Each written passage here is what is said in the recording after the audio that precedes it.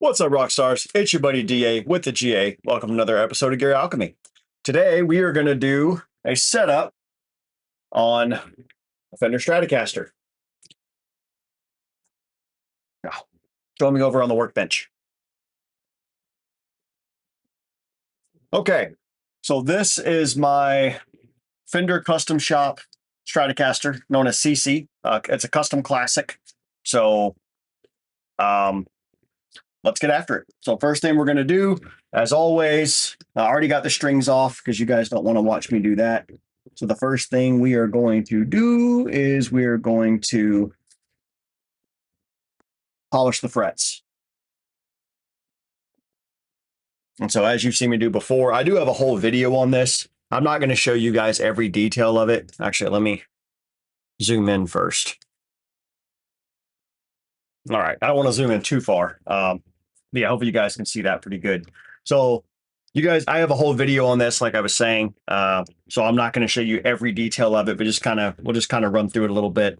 So what you're looking for when you do this, I can see as I look with the light down it that some of the frets have some dirt and stuff on them. So we're just literally just removing that. That's what we're doing. We're polishing the frets. We're trying to make them as smooth as we can. So that way when we bend strings, it bends nice and smooth like. You want to be careful not to dig into the fretboard. I do have like these things. I do recommend them actually. I just don't like using them, but they protect your fretboard. You could also tape it up. It's very time consuming to do, but it does work very well. As I do this, I'm just going very lightly as to not, especially because this is like, what is it? I think 400 grit. Yeah. So the last thing I want to do is dig this into the fretboard.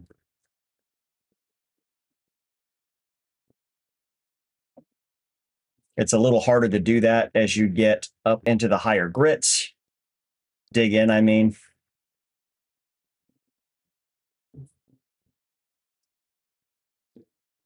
I'm mainly concerned with the top of the fret, but because of course that's where the string is going to bend.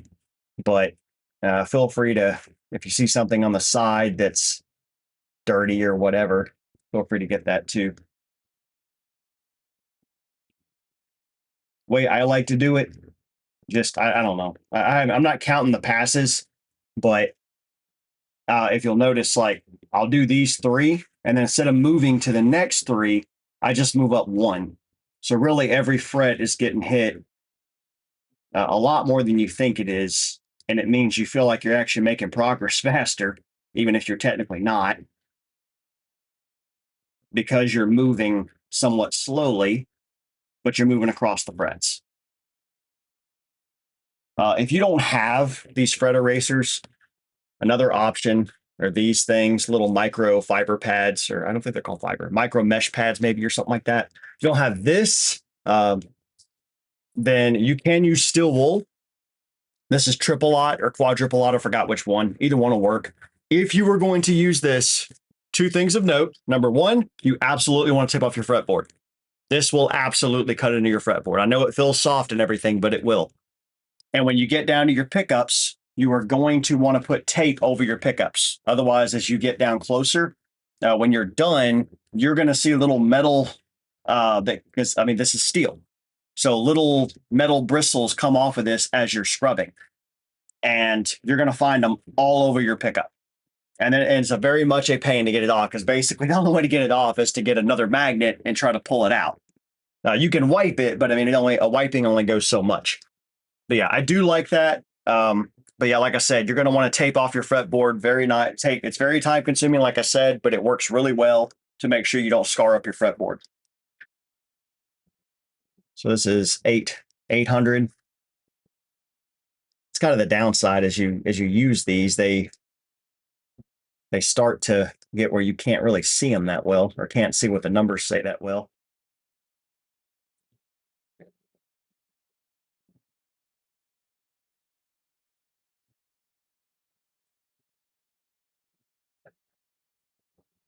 I'm not pressing hard as I do this.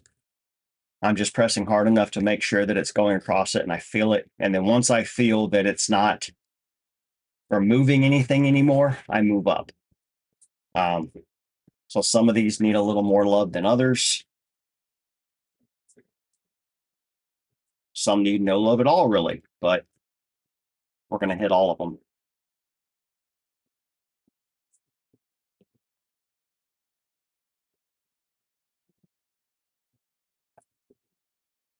Just like I said, we want to make sure they are nice.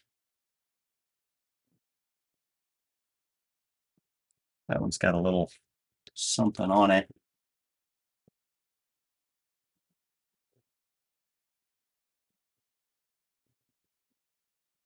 There we go. All right, so that's 800, 1200.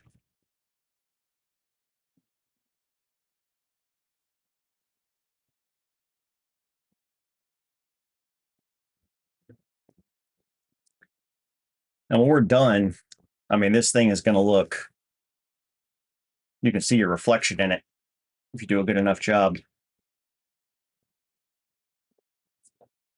And that's more or less what you're going. I mean, this is your mirror polishing the frets.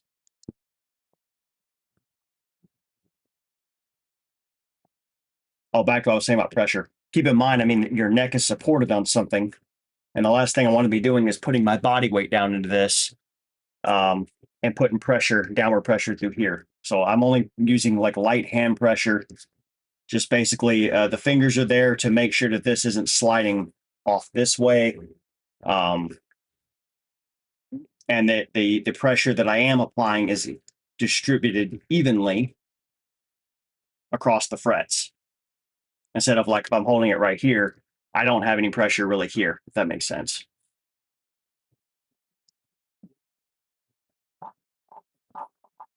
Let's go this way. When you're down here anyway, it's a lot harder to do that up here. All right, that was 1200. Now as I get into my, excuse me. So now here's where I kind of start using the other things, or I could. So these go, the next one I have is 2000. So I could use that 2000 and then 4000 and then what does that say? 8000, I think. Yeah. And then I could go from here and just use the 12,000. Right. Or I could switch over to these pads from here on. Because my lowest pad's 1500. And so technically that would be better because I'm not doing as big a jump. So it'd be 1500, what does that say? 1800, 2400, 3200 and up. To be honest with you, that it kind of feels like overkill to go, and obviously very time consuming to go to that extent.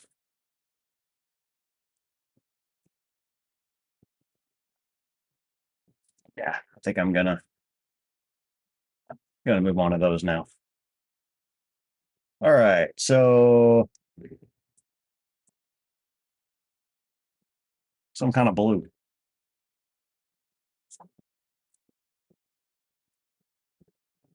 So that's 12.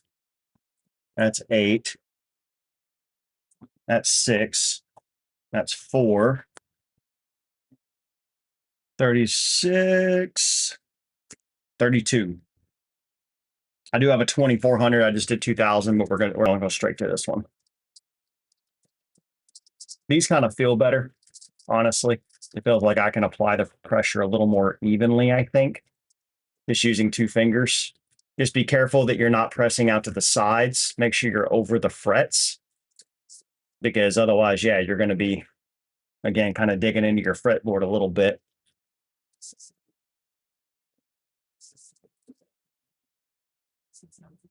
If you're only going to buy one of these, I would buy these guys here. I feel like you get a lot more out of them. Not that there's anything wrong with the fret erasers by any means, but I feel like these work better. Now, to be fair, I've had those fret erasers for quite a while. I've only had these for I don't know, a few months. So maybe I'll feel the same way about them in due time.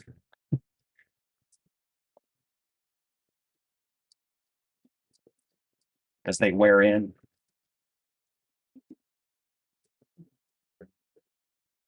Don't worry about it, as you guys kind of see. I'm getting like stuff on the fretboard. All right, we're going to clean that off. So no worries. All right, 4,000.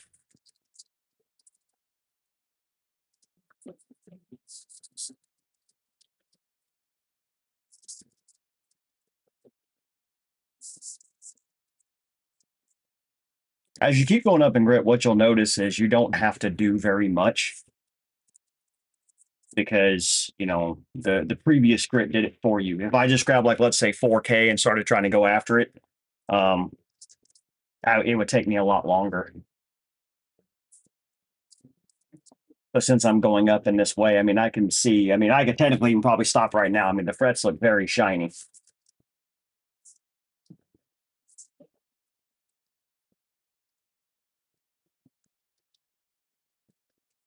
But mama didn't raise no quitter. So I'm going to keep going.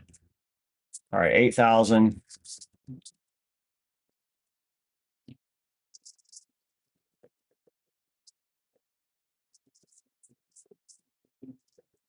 Hopefully you guys can see the light shining off of that and see what I'm seeing here.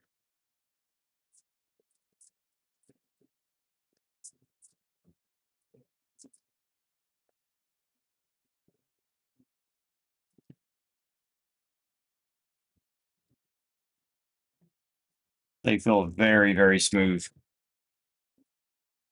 Oh, I'm sorry. That was 6,000. This is 8,000. And finally, 12,000.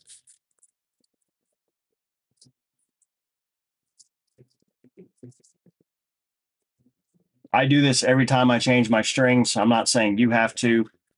Uh, I what I how I describe this to people willing to listen is it's like I'm taking my guitar to a spa day. And so yeah, all my guitars, I got 14 if it's your first time to the channel. I do this for all of them. Yes, yes, even the metal ones, the metal AF ones, like I still want to have nice clean bends. I still want my frets to look good. Okay. All right. Oh, that is wonderful on the back. I always check these for putting new strings in, make sure they're tight. Sorry. I was checking these.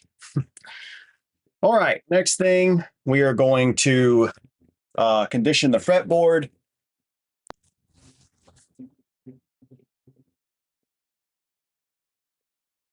I like shop towels. You can get this just at AutoZone or Costco or whatever.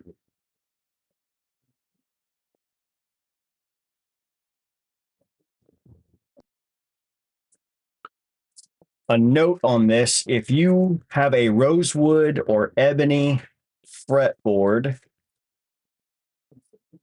you should be doing some kind of oil, especially if you live in a dry climate, Arizona or Nevada, California. You should be putting oil in your wooded fretboards. Mind you, not rich light because it's not real wood, and not maple. Maple doesn't need it. Technically, Paul Farrow, I've read, doesn't need it either, even though it's a cousin of rosewood. Um,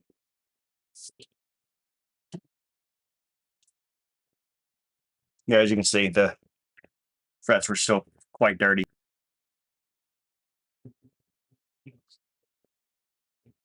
But yeah, so we'll let that dry, and then we'll come back and we'll actually, I guess we could do that now.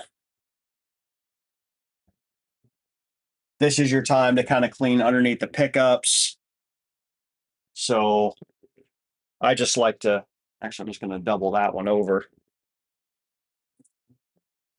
Try to get dust off and kind of clean it off a bit. Because some of this stuff, this is the only time you can get to it, depending on what you have pickup wise. Not so much on a Strat, I guess, but like humbuckers. This is the time to look though and see if there's anything that's difficult to get, or if there's any kind of blemishes on the body. We got a little bit, so I'm gonna grab.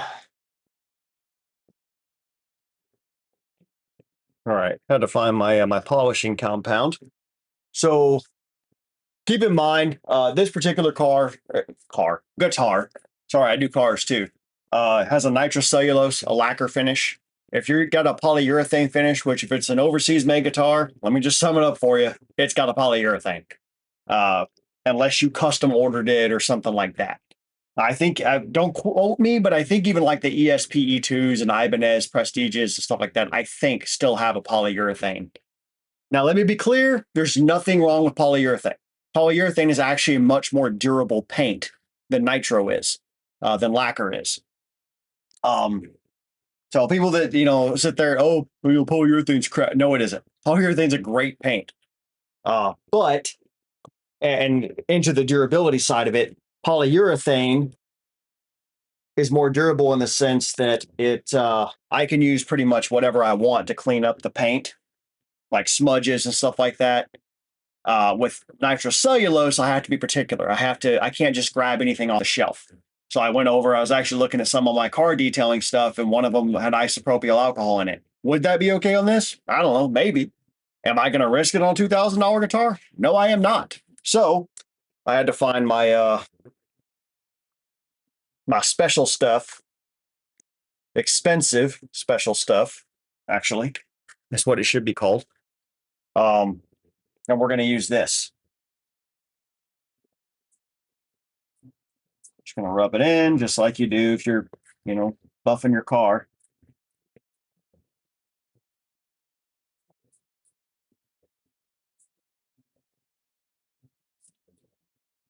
Make it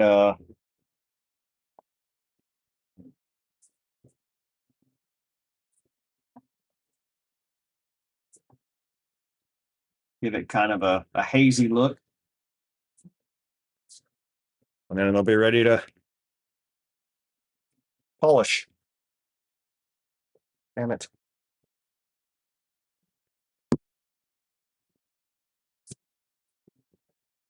I still have to polish that now.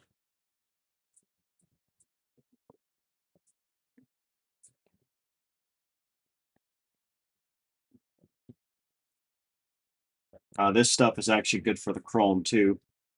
Won't hurt it anyway.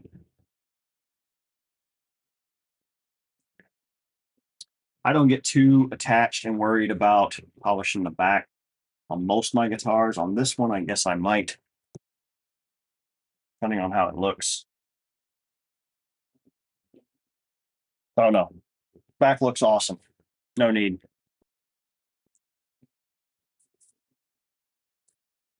All right, now we're gonna let that dry. Give it a little haze. I mean, not sure why that does that. You pop the top and it, like those sound effects. All right, and then the headstock looks good. Yes, there's not really a need to go crazy on that. I put it on very, very lightly so it doesn't take long. So now we'll just we'll jump right in. Start it around here.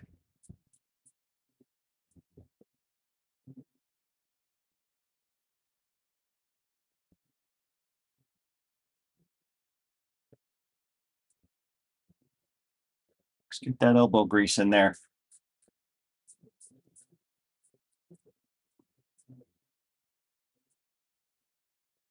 By the way, speaking of cars, you're supposed to actually wax your car twice a year. I don't know if you guys do that or not.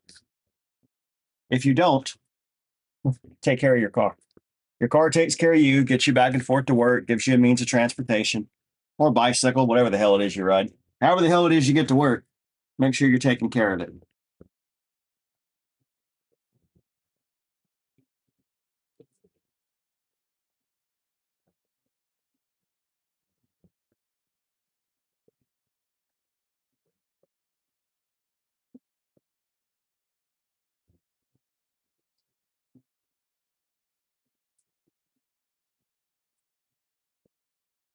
Oh yeah, that's looking good. Very nice. I can see my face in it.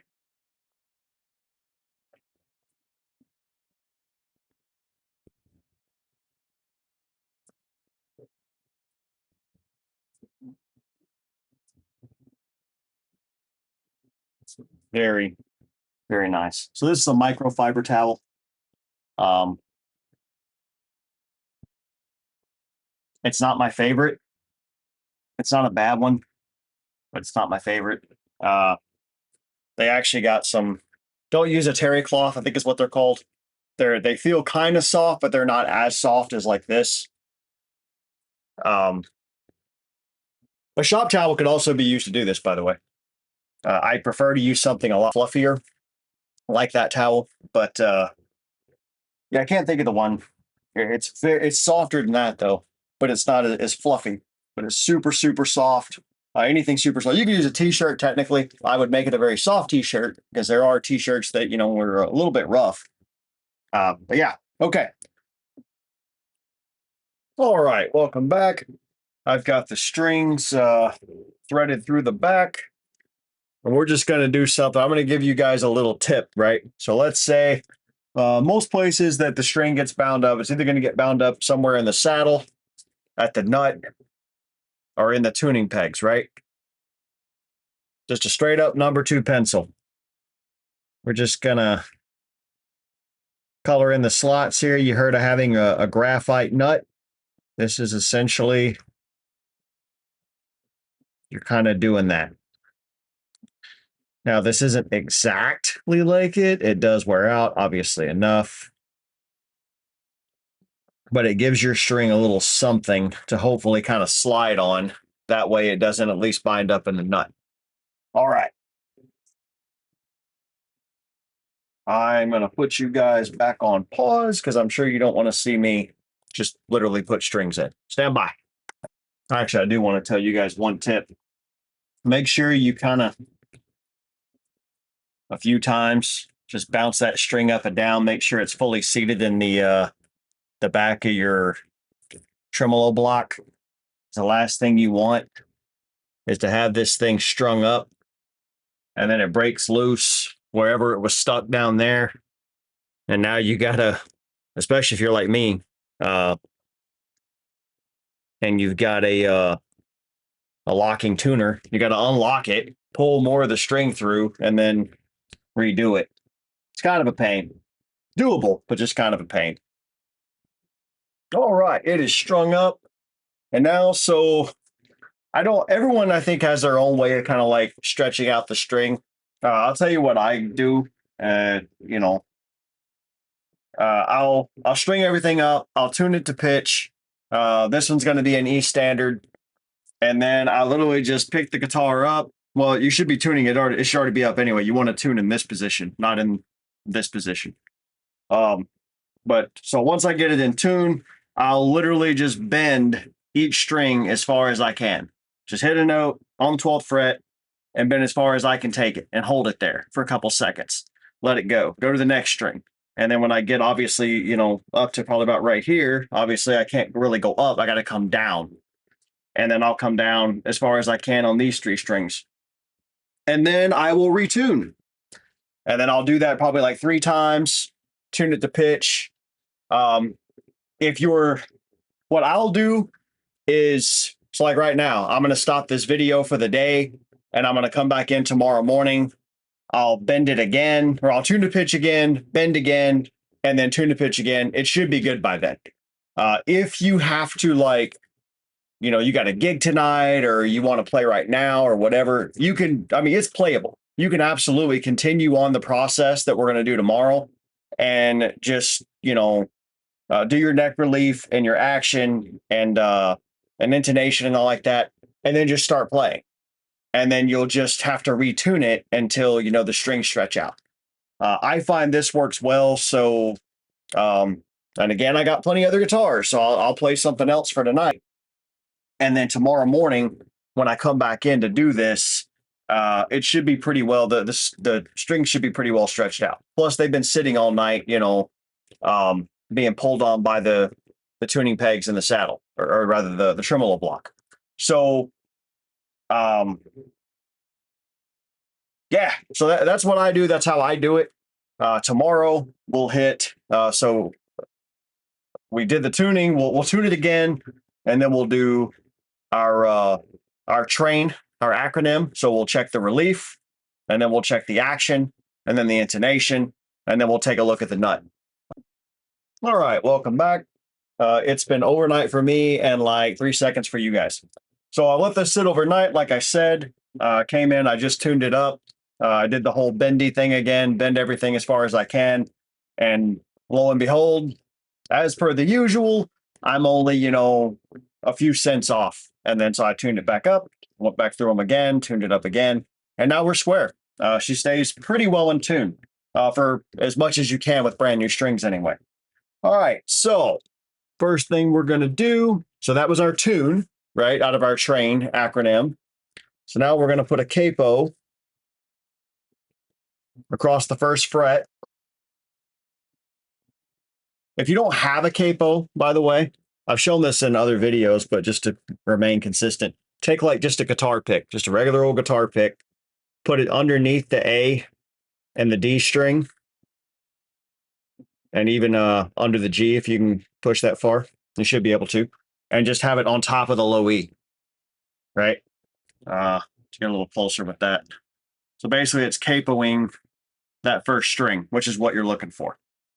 So if you don't have a capo, and if you're not the person that uses a capo on the regular, I get it. I mean, they're not incredibly expensive, but they are like 15, 16 bucks or whatever. So, you know, if you only have one guitar and you're only using this thing, you know, a couple times a year when you're doing this kind of setup, it doesn't make sense to buy one just to buy one if you don't use a capo on the regular. So yeah, you could do that instead. Anyway, all right. Now, what we're going to do.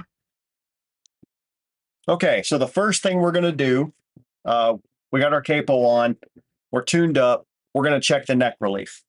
So the neck relief needs to be, number one, you want to check all this stuff with the guitar in the up position. We're going to hold down right around the 15th fret, somewhere after the 15th. It could be 15, 17, whatever, it doesn't matter. And then all we're going to do is we're going to see. So I like to do this as an eyeball test. I don't really use filler gauges or anything. I'll tell you why here in a second.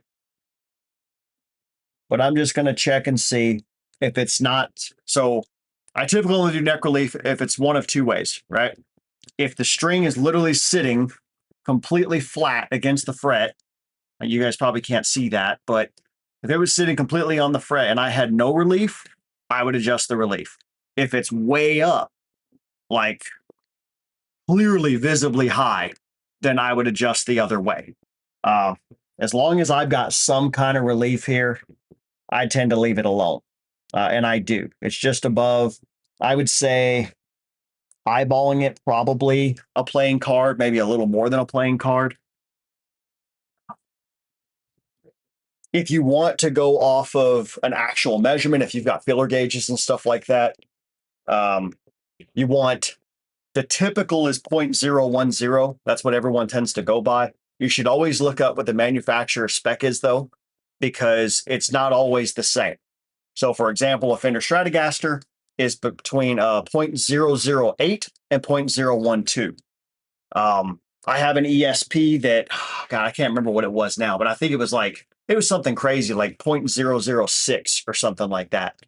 So just make sure you look up the manufacturer spec, neck relief gap, and see what it says and kind of go from there. Okay, so now we're done. Well, I don't even know why I took these off. We're done with our relief. If I would have made an adjustment, actually, let me give you a tip here. When you're doing an adjustment for your neck, for the truss rod, don't change it, check it, change it, check it, change it, check it. Because once you get where you want, the problem is going to be it's going to continue to adjust as the neck settles.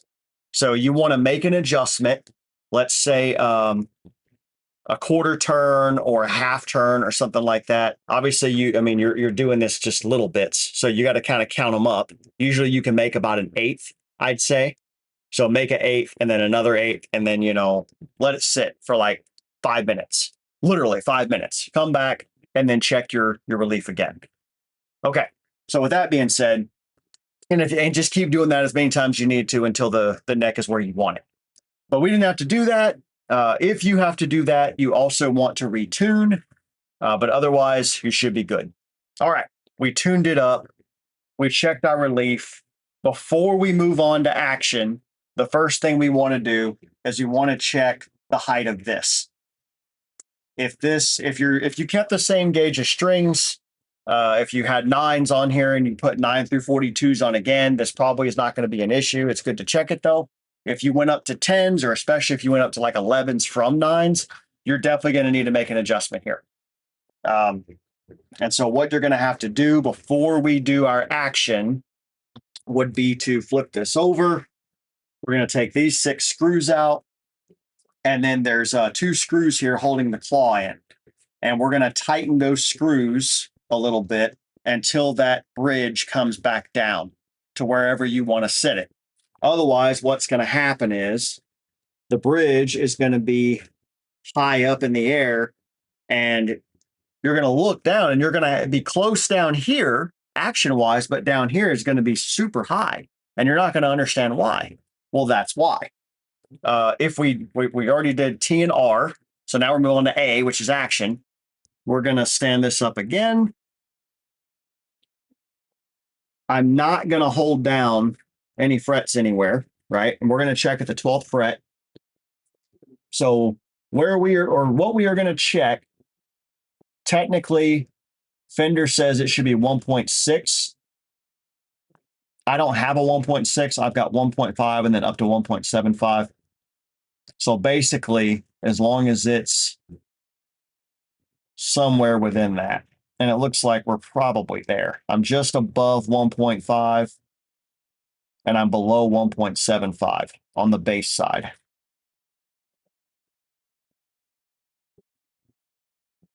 So now let's check the high E side. So the high E is a little high. Actually, no. No, it's not. It's at about 1.5. So yeah, this is why I don't eyeball this one. I feel like that action's a little high, but I guess it's not. I think on a Strat, you could probably even go as far as just to make every single string the same measurement, the 1.6 millimeters, and you'd probably be okay. If you're the kind that likes your high E or your low E or whatever to be a little higher or lower, then, just kind of adjust in between. But let's say, this is like 1.5 and this is 1.7. I'd probably do like, probably 1.7, 1.7, 1.6, 1.6, 1.5, 1.5, or something like that. Just because as you grow in thickness, but 0.2 millimeters really isn't a whole lot. So that's why I say you could probably just put them all pretty much the same and then check for buzzing. And if you have buzzing, just lift that one string. Anyway, all right. So now let's get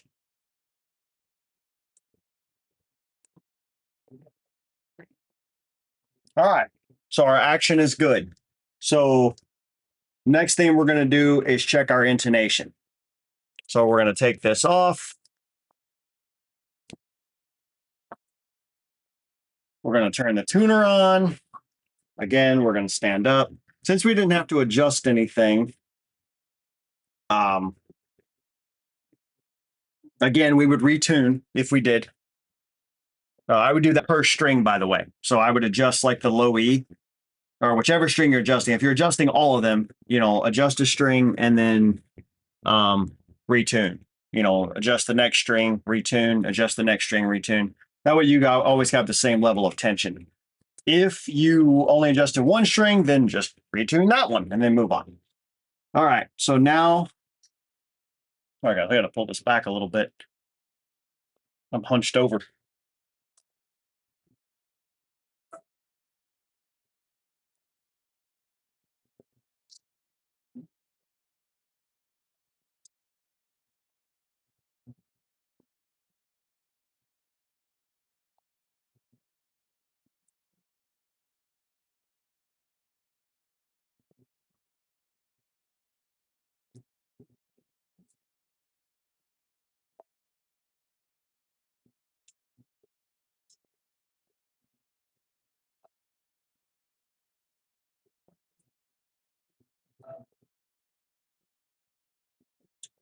Just a little bit more.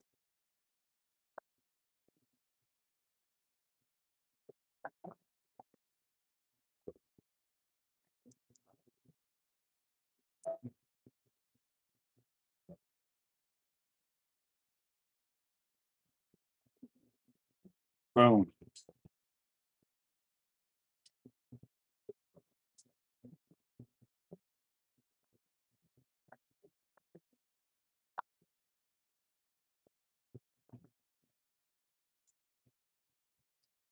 Don't be afraid to make these adjustments. I mean, worst case scenario, if you just can't get it right, let's say, you take it back to where it's good when it was open. Just a little more on G.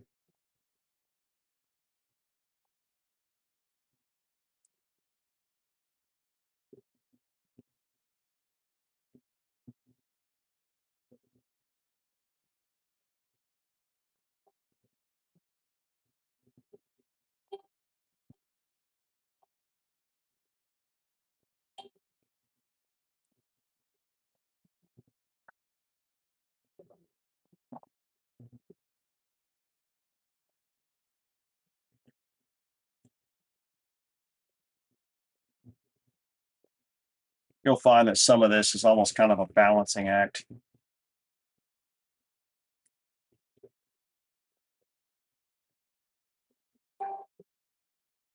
G's good.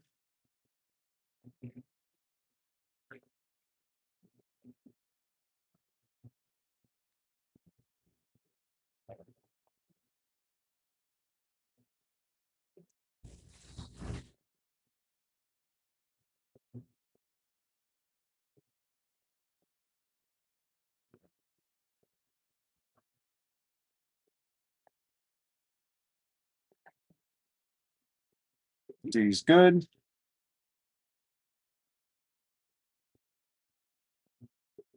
A's good.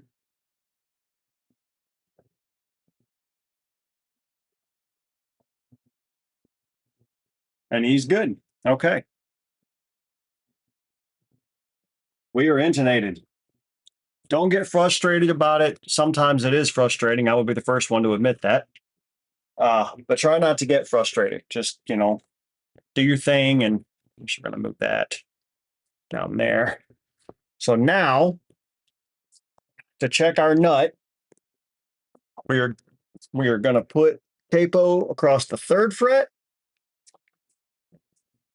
If you're going to do this with the guitar pick, you're going to have to move the pick around, holding down each string. So I kept capo is easier because we're trying to look across all of these strings to see how they sit in relation to that 1st fret marker.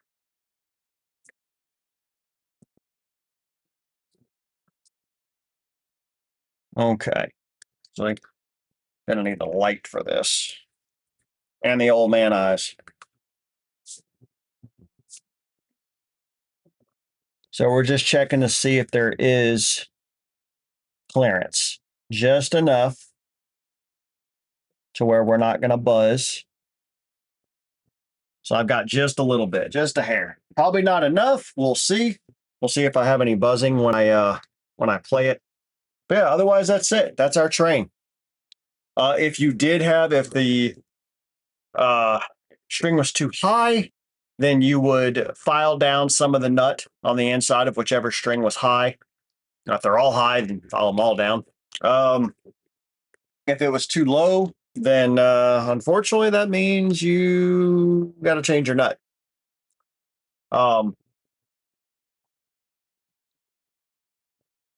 Actually, before you go doing that, you might want to make sure that your first fret wire is, that's something I didn't show you guys how to do, but you want to get like a one of these and check to make sure that that fret is the same height as all the rest of them. I mean, technically we kind of did that when we did the neck relief check. I mean, I told you guys I was just looking here to see what the gap was, but I actually was also looking all the way up and down to see if I had any frets that were higher than the rest of them. But if you don't, this is the right way to do it, would be to get one of these. And then, not saying you got to get their brand. And then check each one. It's something I did as soon as I took the strings off. But ideally, you want to do it with the tension and everything. Actually, no, that's right. Yeah, I checked it before I took the strings off. So yeah. And then I looked again after I took the strings off. Anyway, but yeah, so that's it. Other than playing. So we're tuned up, we're intonated. Now we're just ready to rock and roll. All right. If you guys got any questions, let me know. Otherwise, I'll catch you on the next video.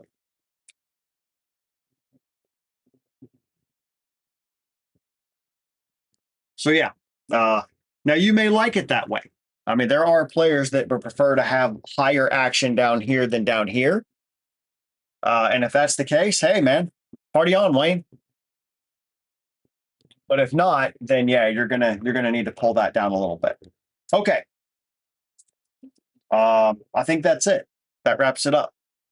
Thanks for coming, guys. If you guys got any questions, let me know. If not, I'll catch you on the next guitar, which is going to be probably my Telly, I think.